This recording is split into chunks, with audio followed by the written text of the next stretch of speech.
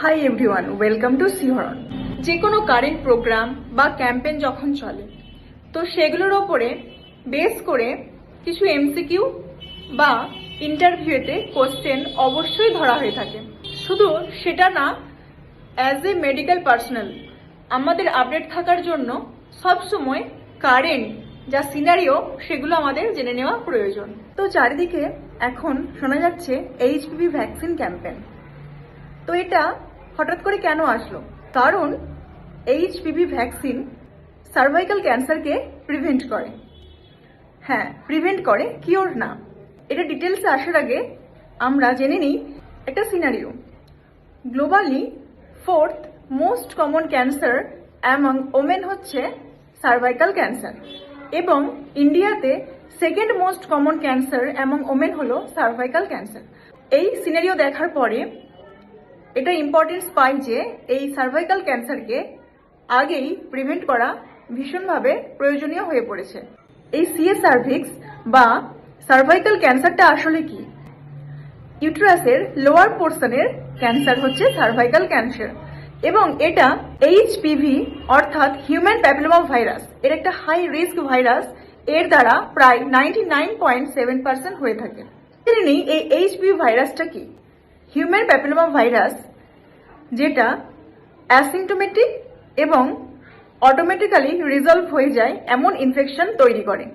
কিন্তু এই long term continuously ইনফেকশনটা যদি থেকে যায় সেক্ষেত্রে সেটা পরবর্তীতে ক্যান্সারে রূপান্তরিত হতে পারে। তাহলে এই সিএ সার্ভিক্স বা সার্ভাইকাল ক্যান্সারটা আমরা কিভাবে প্রিভেন্ট করতে পারবো? একটাই উপায়, যেটা হচ্ছে এইচপিভি ভ্যাকসিনেশনের মাধ্যমে। এটা প্রায় 93% প্রোটেকশন দিয়ে থাকে সিএ সার্ভিক্সের থেকে। লেটেস্ট আপডেট হলো a single dose vaccine of HPV is sufficient for this protection. HPV vaccine available 4 ধরনের হয়ে থাকে, 4 টাইপস। কি কি? বাইভ্যালেন্ট সার্ভারিক্স যেটা টাইপ 16 and 18 এর এগেনস্টে প্রোটেকশন দিয়ে থাকে। নেক্সট হচ্ছে কোয়াড্রিভ্যালেন্ট গার্ডাসিল 4 যেটা প্রোটেকশন দিয়ে থাকে টাইপ 6, 11, 16 and 18 এর এগেনস্টে। নেক্সট হচ্ছে নোনা ভ্যালেন্ট যেটা হচ্ছে গার্ডাসিল 9 যেটা প্রোটেকশন দিয়ে থাকে এগেনস্ট 6, 11, 16, 18, 31, 33, 45 and 52 এই টাইপসের এগেনস্টে। এছাড়াও রয়েছে সার্ভাভ্যাক যেটাও প্রোটেকশন দেয় এগেনস্ট 6, 11, 16 and 18। বেস্ট ভ্যাকসিন কোনটা? সেটা হচ্ছে গার্ডাসিল 9, কারণ 9টা টাইপস অফ এইচপিভি ভাইরাসের এগেনস্টে এটা প্রোটেকশন দিচ্ছে, এবং গভর্নমেন্ট প্রোগ্রামে গার্ডাসিল 4 ইউজ হচ্ছে। এই যে এইচপিভি ভ্যাকসিন শুধুমাত্র কি সিএ সার্ভিক্স কি প্রোটেকশন দেয়, না অন্য কোনো ডিজিজের বা ক্যান্সারের এগেনস্টে প্রোটেকশন দিয়ে থাকে? হ্যাঁ, vaginal cancer, cervical cancer, anal cancer, penile cancer, oral cancer, throat cancer এবং জেনিটাল ওয়ার্ডস যেটা caused by HPV type 6 and 11 এর এগেনস্টে প্রোটেকশন দিয়ে থাকে। দেয় না কাদের এগেনস্টে? Breast cancer, ovarian cancer, etc. এগুলোর ক্ষেত্রে এইচপিভি কিন্তু প্রোটেকশন দেয় না। যেটা ডোজ শিডিউল 9 থেকে 14 বছর পর্যন্ত 2টো ডোজ দেওয়া হয়ে থাকে। ফার্স্ট ডোজ হচ্ছে 0 ডে, নেক্সট সেকেন্ড ডোজ হচ্ছে আফটার 6 to 12 মান্থস লেটার সে নিতে পারবে।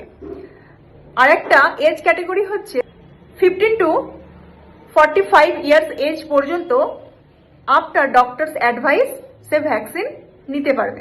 এখানেতে first dose 0 day, second dose after 1 to 2 months, third dose 6 months later নিতে পারবে। এরপর আমরা ইন্ডিয়া এইচপিভি ভ্যাকসিন ক্যাম্পেইন 2026 এই প্রোগ্রামটা নিয়ে একটু জেনে নিই।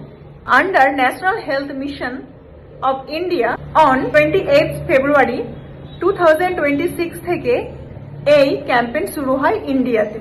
I repeat, totally free of কস্টে এই ভ্যাকসিন দেওয়া হবে গভর্নমেন্ট সেক্টর থেকে।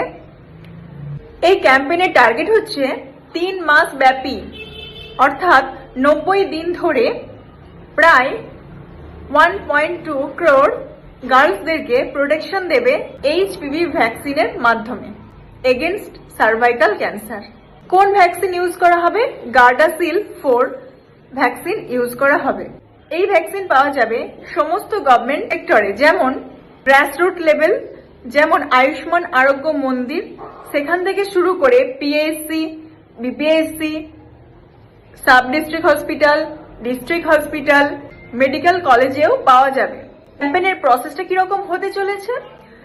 3 মাস ধরে মিশন মোডে এই ক্যাম্পেইনটা চলতে থাকবে। রুটিন ইমিউনাইজেশন ডেজ যেগুলো রয়েছে সেগুলোতেও ভ্যাকসিন অ্যাভেলেবেল থাকবে। টোটাল ইউইন পোর্টাল, অনলাইন যে পোর্টাল রয়েছে ইউইন, তাতে এনরোলমেন্ট হবে এবং আফটার ভ্যাকসিনেশন সার্টিফিকেটও ডাউনলোড করা যাবে। ইন্ডেক্স ফিঙ্গারে মার্ক করে দেওয়া হবে ভ্যাকসিনেশনের পর। আচ্ছা, তাহলে এই এইচপিভি ভ্যাকসিনের ইন্ডিকেশন কারা? মেল ফিমেল উভয়ই এই ভ্যাকসিন নিতে পারবে, কারণ বোথ জেন্ডারেই আমরা দেখলাম ক্যান্সারের প্রিভেনশনে কিন্তু এর ভূমিকা রয়েছে। তবে বেস্ট বিফোর ম্যারেজ বা এনি সেক্সুয়াল কন্ট্যাক্ট এই ভ্যাকসিনেশনটা কিন্তু বেশি গুরুত্বপূর্ণ বা বেশি এফিসিয়েন্ট হয়ে থাকে। তাহলে কন্ট্রাইন্ডিকেশন কারা? প্রেগনেন্সিতে কিন্তু এইচপি ভ্যাকসিন নেওয়া যাবে না, বা প্রিভিয়াসলি সে গার্ডাসিল বা সার্ভাভ্যাক এরকম কোনো ভ্যাকসিনের দ্বারা অলরেডি ভ্যাকসিনেশন হয়েছে তাকে আমরা এই ভ্যাকসিন দেব না। প্রিভিয়াসলি তার ভ্যাকসিনেশনের জন্য কোনো সাইড এফেক্ট বা রিয়াকশন হয়েছিল তাকেও আমরা এইচপি ভ্যাকসিনে ভ্যাকসিনেশন করব না। কিছু স্পেশাল পয়েন্টস রয়েছে এইচপি ভ্যাকসিন রিলেটেড, যেমন একজন পেশেন্ট সে অলরেডি এইচপি ভাইরাসের দ্বারা পজিটিভ, তাকে কি এই ভ্যাকসিনেশন দেওয়া যাবে? হ্যাঁ, আমরা সেক্সুয়ালি অ্যাক্টিভ এবং এইচপিভি অ্যাক্টিভ বা পজিটিভ একটা পেশেন্টকে অবশ্যই এইচপিভি ভ্যাকসিন দিতে পারবো। আমরা যেরকম প্যাপ স্মিয়ারের মাধ্যমে বা ভিআই এর মাধ্যমে স্ক্রিনিং চালিয়ে যাই কমিউনিটিতে বা গাইনি ওপিডিতে, লেবার রুমে, এগুলো কন্টিনিউ চলতেই থাকবে, বা এটা নিয়মিত প্যাপ স্মিয়ারের মাধ্যমে বা ভিআই এর মাধ্যমে স্ক্রিনিংটাও কিন্তু গুরুত্বপূর্ণ। এইচপিভি ভ্যাকসিনেশন এই ক্যাম্পেইনটা কিন্তু প্রিভেন্টিভ, কখনোই থেরাপিউটিক না।